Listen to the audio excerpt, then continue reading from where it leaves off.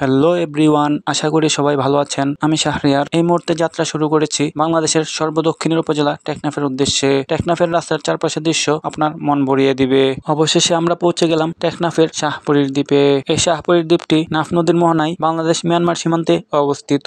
ওই পাশে আপনার যে পাহাড়গুলো দেখতে পাচ্ছেন সেটা হচ্ছে মিয়ানমার, আর এটা হচ্ছে নাফ নদী। বাংলাদেশ এবং মিয়ানমারকে বিভক্ত করছে যে নাফ নদী, এটাই সেই নাফ নদী। এখানে এসে আমাদের অনেক সুন্দর, অনেক ভালো লাগছে। অন্যরকম ভালো লাগে, অন্যরকম। জীবনে প্রথমবার আসলাম, আসলে ভাষায় প্রকাশ করা যাবে না।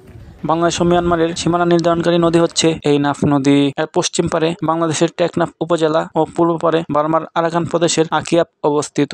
মূলত এটি বঙ্গোপসাগরের বর্ধিত অংশ, যে কারণে এর পানি লবণাক্ত।